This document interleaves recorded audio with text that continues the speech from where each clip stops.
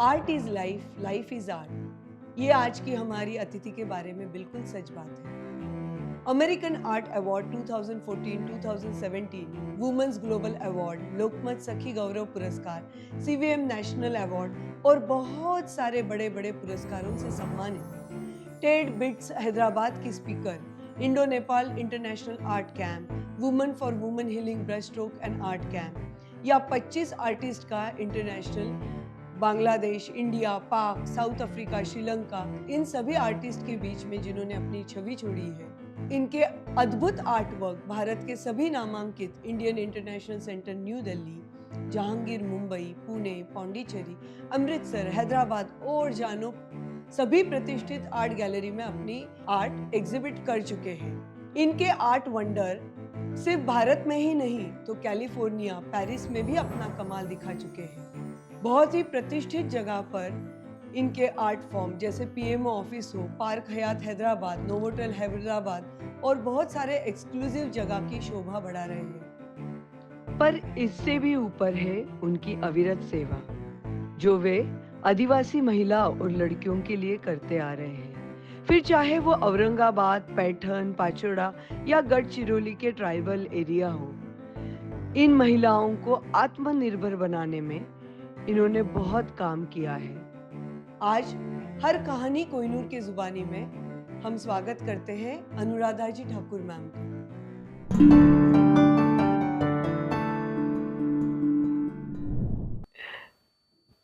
नमस्कार मैम। नमस्कार। आपका स्वागत है हर कहानी कोहिनूर के जुबानी में। Thank you for accepting our invitation ma'am. मैं आपसे आपके जीवन के 4 पड़ाव के बारे में जानना चाहूँगी। आपका बचपन, फिर जब आपने इतना सोशल काम ग्रामीण और आदिवासी लोगों के साथ में किया वो, और 21 साल बाद जब आपने कैनवस फिर से हाथ में लिया और उसके बाद में तो मुझे लग रहा है हर आर्ट गैलरी की आपने शोभा बढ़ाई है, तो उसके बारे में कुछ बताइए। मेरा बचपन राउरी फैक्ट्री में गया है। राउरी फैक्ट्री के स्कूल में मैंने 10th तक की पढ़ाई कंप्लीट की। हमारे स्कूल में मिस्टर वाइसर सर हमारे आर्ट टीचर थे और उन्होंने मुझे काफ़ी अप्रिसिएट किया और उनके कहने से मेरे पिताजी ने मुझे पूना में फाइन आर्ट ग्रेजुएशन के लिए भेजा। मैंने फाइन आर्ट ग्रेजुएशन कंप्लीट किया, बट जैसे वेस्टर्न आर्ट फॉलो करते हैं, मैं बहुत अप्रिसिएट करती हूँ वेस्टर्न आर्ट, बट मुझे ऐसे नहीं लग रहा था कि मुझे कुछ क्रिएशन उसमें करना चाहिए। बट सेम टाइम मुझे इतना विश्वास था कि आर्ट कैन चेंज सोसाइटी, तो मैंने उस तरीके से काम करना स्टार्ट किया कि बच्चों के लिए कुछ, महिलाओं के लिए, एडोलेसेंट गर्ल्स के लिए, अर्बन एरिया में ऐसे।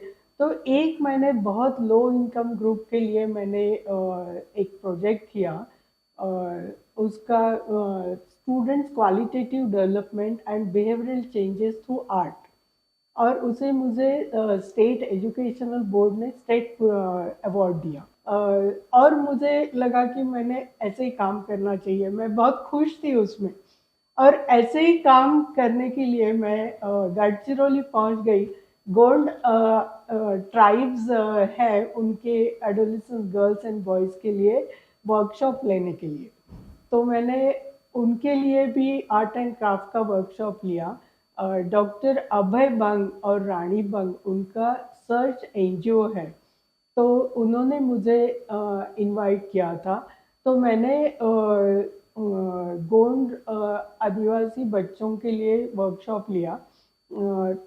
तब मैंने वहाँ पे देखा कि एक पत्नी व्रत लोग मन से मानते हैं, और डॉक्टर अभय बंग को मेरा स्केचिंग वगैरह इतना अच्छा लगा कि उन्होंने मुझे एक झोपड़ी का एक गांव है वहाँ तक मुझे उन्होंने ट्राइबल एरिया दिखाया, और मैंने देखा कि एकदम डेंस फॉरेस्ट में 12 बजे सिर्फ मीन्स थोड़े से सनराइज अंदर आ रहे, इतने डेंस फॉरेस्ट में मैं अकेली घूम रही थी और लेडीज अकेले घूम रहे थे। किसी को डर नहीं था कि कोई आदमी आके ज़बरदस्ती करेगा या ऐसे कुछ। मुझे लगा कि ये लाइफ मुझे सिटी के सामने लाना चाहिए। तो इसीलिए मैंने मेरे ग्रेजुएशन के 22 इयर्स के बाद पहली बार कैनवास हाथ में लिया और मेरी फर्स्ट सीरीज ऑटम्स हारमोनी मैंने बनाई और वो मैंने पूना में एग्जिबिट की। और अच्छा। उसके बाद मुझे काफ़ी अप्रिशिएशन मिला, काफ़ी गैलरीज से इनविटेशन आए। ये सब चीज़ें करते हुए आपको कौन कौन से चैलेंजेस आए? बिकॉज आप ये सब ट्राइबल एरिया में घूम रहे थे, आप सब अननोन जगह पर अननोन टेरिटरी आप छान मार रहे थे, और जहाँ जाकर आपके मैंने काफ़ी इसमें सुना है, आप नेचर, रिदम, लाइफ, फ्लो, आपके पूरे सीरीज आप इसी के बारे में एक्सप्रेस करते हो। तो ये एक्सप्रेस करते हुए आपको ऐसे क्या चैलेंजेस आए जो आपको लगे कि ये अगर मैं ओवरकम कर सकती हूँ तो मैं कुछ भी ओवरकम कर सकती हूँ? चैलेंजेस तो हमेशा, हम घर पे बैठे तो भी चैलेंजेस रहते ही है, तो हमको जो करना है तो करना ही चाहिए। तो जैसे गढ़चिरौली में मैंने देखा कि डेंस फॉरेस्ट में मैं जा रही थी, तो वहाँ पे एक चाय की टपरी आपको नहीं मिलेगी। लेकिन जब हम सुबह निकलते थे और शाम को वापस आते थे, बीच में हमको ना पानी ना चाय कुछ भी नहीं मिलता था। तो सुबह से हम पूरा ब्रेकफास्ट करके पानी की बोतल निकाल लेके चलते थे और शाम को आने के बाद ही फिर खाना पीना होता था। वहाँ बीच में कुछ नहीं मिलता है ट्राइबल एरिया में। जैसे कच्छ में भी हम लोग गए थे, तो सुबह ब्रेकफास्ट करके निकलते, फिर बीच में भूख लगी तो भी कुछ नहीं मिलता है, लेकिन एक जगह पे गरम गरम खवा बन रहा था, हमने तो उधर वो खवा भी खाया था।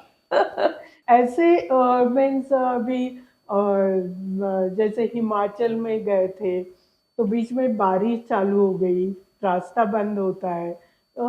ऐसे कुछ कुछ चैलेंजेस तो तो अगर है। ऐसे रास्ता बंद हो गया तो आप मदद यानी करने वाले रहते हैं। क्या बात है।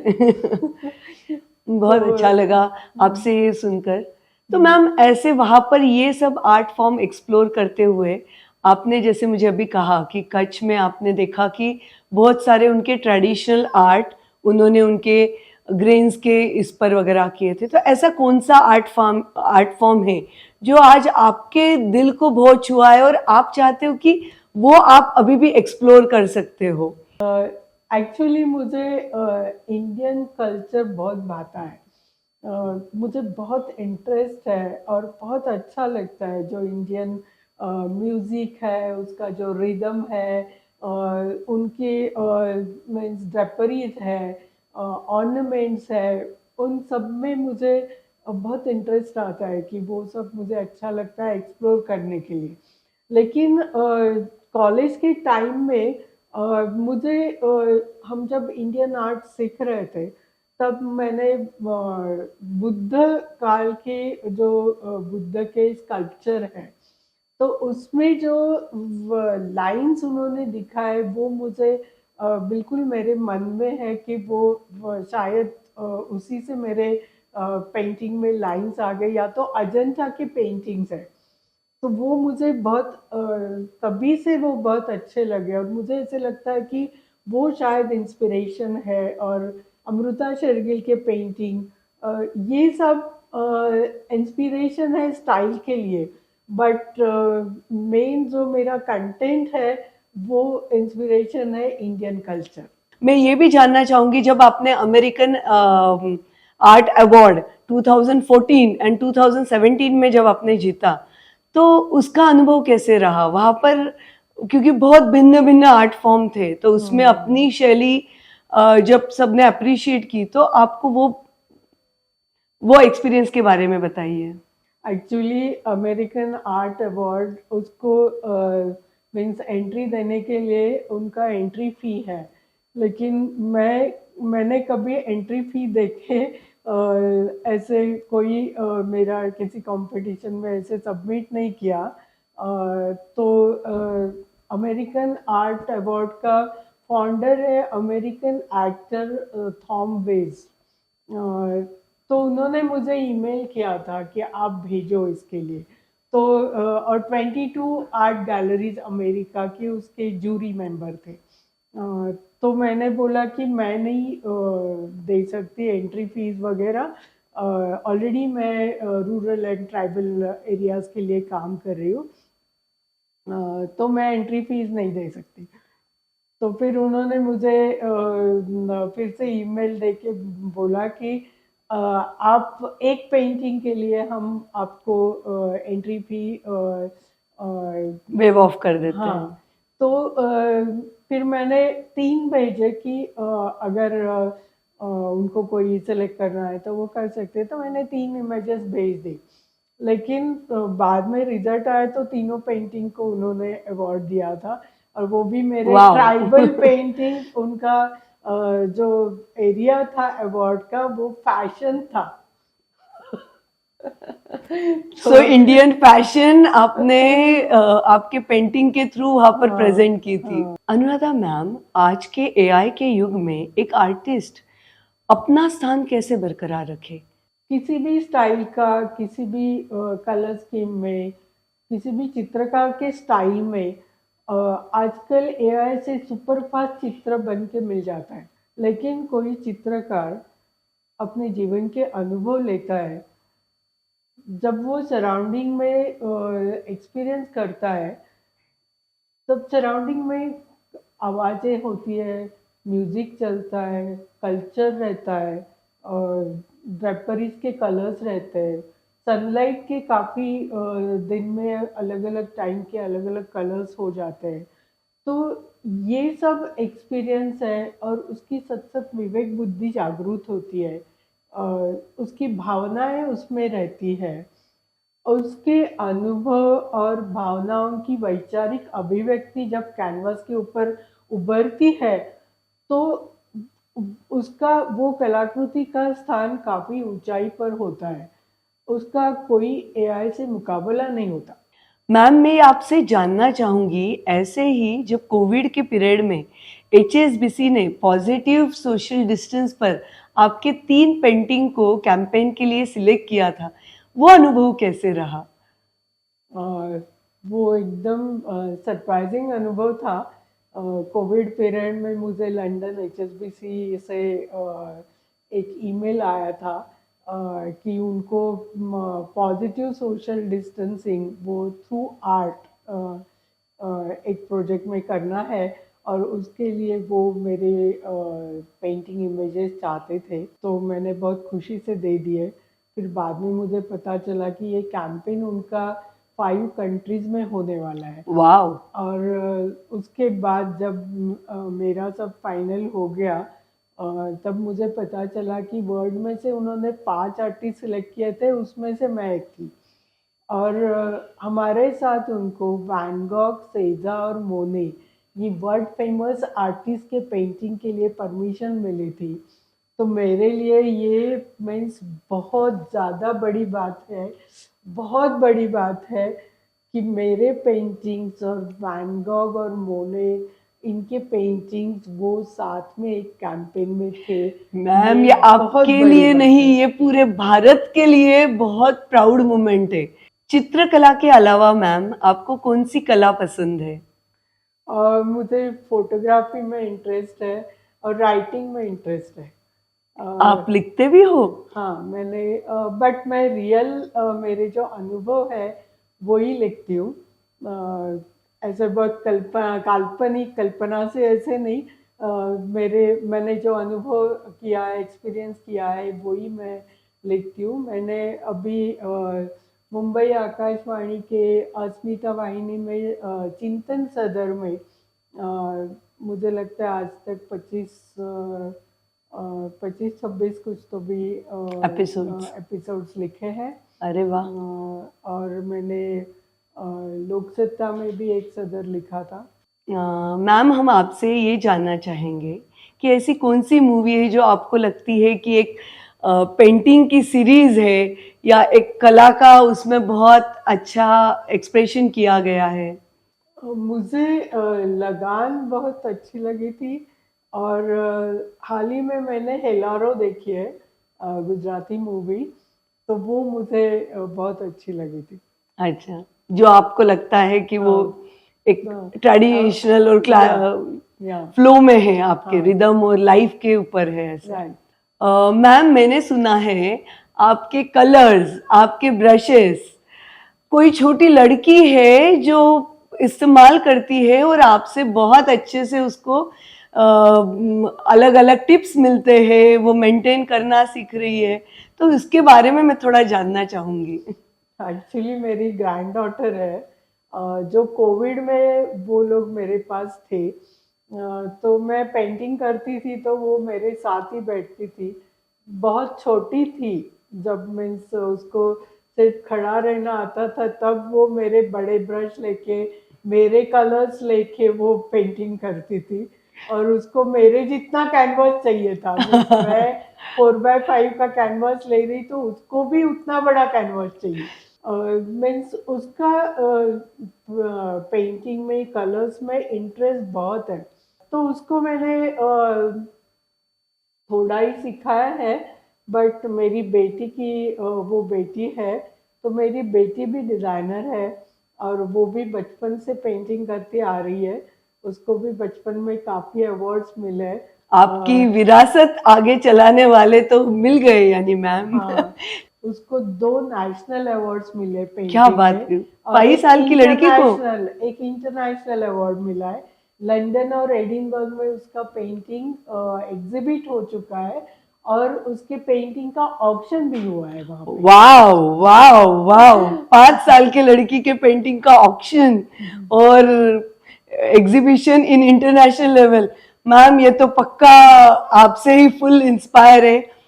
मैम आपने इतने सारे आर्ट गैलरी में आपके आर्ट फॉर्म एग्जिबिट किए हैं, तो ऐसा कौन सा ऐसे दिल को छूने वाला आपको रहा हुआ एक अनुभव हमारे साथ शेयर कर सकते हो? एक अनुभव बताना चाहूँगी, बड़े लोगों का जो अनुभव हमें आता है। अहमदाबाद में मेरा एग्जीबिशन था, सोलो शो। चीफ गेस्ट थे अभिजात Joshi, screen play writer. Great. और जिस दिन ओपनिंग था, सुबह उनका मुझे फ़ोन आया कि आप कंफर्टेबल हैं अहमदाबाद में? तो मैंने बोला हाँ, आपको किस चीज़ की ज़रूरत है तो आप बोलिए मुझे। मैंने बोला नहीं ठीक है सब। फिर उन्होंने पूछा कि मैं अगर 2 घंटा पहले आ जाऊँ एग्जीबिशन हॉल में, तो आपका सब हो जाएगा डिस्प्ले वगैरह? तो मैंने बोला हाँ, हमारा तो डिस्प्ले हो गया, आप आना चाहते तो आ जाइए। तो उनको जल्दी आके मेरा काम समझ लेना था, तो वो सच्ची में 2 घंटा पहले आए। उन्होंने मेरा काम समझ लिया और उनकी वाइफ और उनके माताजी पिताजी सब लोग एग्जीबिशन के लिए आ गए। और जैसे कि अभिजात जोशी चीफ गेस्ट थे, तो काफ़ी सारा मीडिया भी उधर आया था, लोग भी काफ़ी आए थे।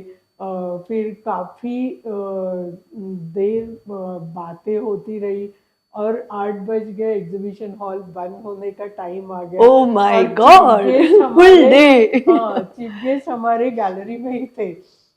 वाओ। लेकिन उसके बाद उन्होंने जो बोला, बातें खत्म नहीं हो रही थी, तो उन्होंने बोला ऐसा कीजिए कि मेरा घर इधर पास में है, हम सब मेरे घर में जाते, डिनर वहीं पे करते। वाओ। और एग्जीबिशन हॉल बंद होने के बाद हम सब लोग उनके घर गए, उन्होंने सब डिनर अरेंज किया और वहाँ पे भी काफ़ी बातें हो गई।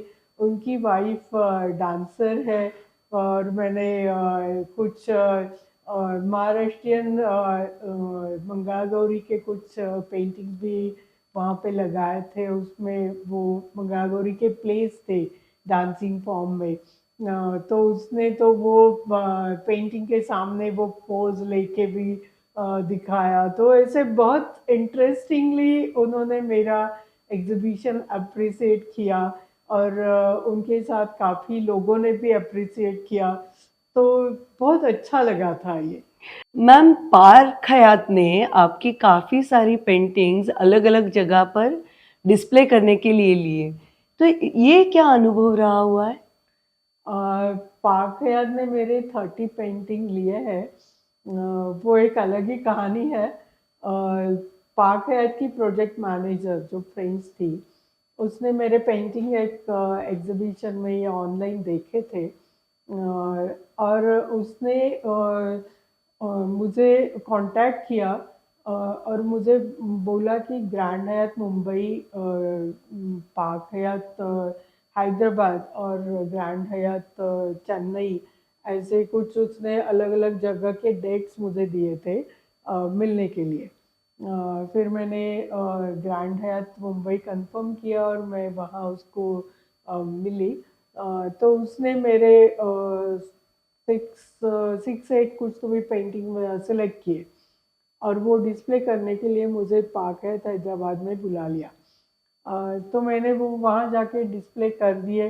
तो उस दिन ओनर की पार्टी थी और उन लोगों को, ओनर की फ्रेंड्स को, वो मेरे पेंटिंग्स बहुत ज़्यादा पसंद आ गए। तो पार्क हयात के प्रोजेक्ट मैनेजर ने मुझे उसी दिन रात को फ़ोन किया लेट नाइट कि कल मुझे 8 बजे मिलने के लिए आ जाओ। और मैं वहाँ गई तो उन्होंने मेरे जितने भी अवेलेबल पेंटिंग्स थे वो सब सिलेक्ट कर दिए और कुछ new creations. Oh my God, must be a memorable day, ma'am. तो वो टोटल 30 हो गए और मुझे कुछ ही दिन में उनको सब देने थे और मैंने बहुत मीन्स मन से मैंने वो न्यू क्रिएशन भी बनाए। और पार्क हयात की लॉबी, उनकी स्पा और रूम्स में, कुछ रूम्स में मेरे पेंटिंग्स हैं। सो मैं तो सब व्यूअर्स को भी बोलना चाहूंगी, जरूर कभी पार्क हयात जाओ तो अनुराधा मैम की पेंटिंग्स देख कर आना। वाओ मैम, बहुत अच्छा लगा। मैम मैं ये जानना चाहूंगी, अभी आपके लाइफ में आपकी बकेट लिस्ट है कुछ? अभी भी कोई विश बाकी है जो आप करना चाहते हो? मेरा सबसे ज़्यादा इंटरेस्ट मेरे आर्ट में ही होता है। मेरे बकेट लिस्ट में यही है कि मैं और ज़्यादा ट्राइबल एरियाज, ट्राइबल कल्चर में देखूं और मैं ट्राई भी कर रही हूँ। मुझे रायपुर जाना है, छत्तीसगढ़ के ट्राइबल कल्चर मुझे देखना है, बट मैं सेफ सब होना चाहिए, उसके लिए मैं कॉन्टैक्ट्स निकाल रही हूँ। और मुझे काफ़ी सारी सीरीज भी बनानी है और बहुत काम करना है। उसके लिए मेरी हेल्थ अच्छी रहनी चाहिए और सब कुछ सपोर्टिव होना चाहिए। Wow ma'am, you are true inspiration for all of us, क्योंकि एट द एज ऑफ 65 आप आज भी इतना ज्यादा आगे का प्लानिंग लेकर चल रहे हो और आज भी आपको और आर्ट फॉर्म बनाने की जो आपकी चाहत है, salute to that ma'am, salute. आज की बहुत सारी लड़कियां या लेडीज चाहती है कि वो उनका पैशन फील्ड फॉलो करे, बट चैलेंजेस से डरती है या कुछ रीजन से नहीं कर पा रही है। तो इन लेडीज के लिए या इन लड़कियों को आप क्या मैसेज देना चाहोगी मैम? एक्चुअली हर एक ने अपना पैशन एक्सप्लोर करना चाहिए। दिक्कतें तो रहती है और सराउंडिंग में काफ़ी लोग हमको डोमिनेट करते हैं और काफ़ी सारी चीज़ें होती है, लेकिन हमारा पैशन जब हम एक्सप्लोर करते हैं, क्योंकि मेरा ये मानना है कि हर एक में, हर व्यक्ति में शून्य से ब्रह्मांड निर्माण करने की क्षमता होती है, बस उसको जीवित रखना चाहिए। हर एक का एक अपना अलग इंटरेस्ट होता है, वो अगर हम अपने पैशन में डालें तो 100%। बहुत सही मैम। जब एक्सप्लोर करते हैं अपना जो क्रिएशन है, जो निर्मिति है हमारी, वो हमारी खुद की निर्मिति होती है, तो उसका जो आनंद है वो बहुत बड़ा होता है।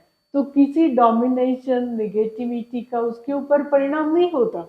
वाह मैम, आपने आपके आर्ट वर्ल्ड से हमको हमारे पैशन वर्ल्ड तक की जर्नी करा दी और हमको भी बहुत मोटिवेट किया है कि ड्रीम देखकर हमारे पैशन को पूरा करने का। Thank you so much Anuradha ma'am, आज आप हर कहानी कोहिनूर की जुबानी में आने के लिए। जल्द ही हम लेकर आ रहे हैं नई कहानी नए गेस्ट के साथ में। Thank you.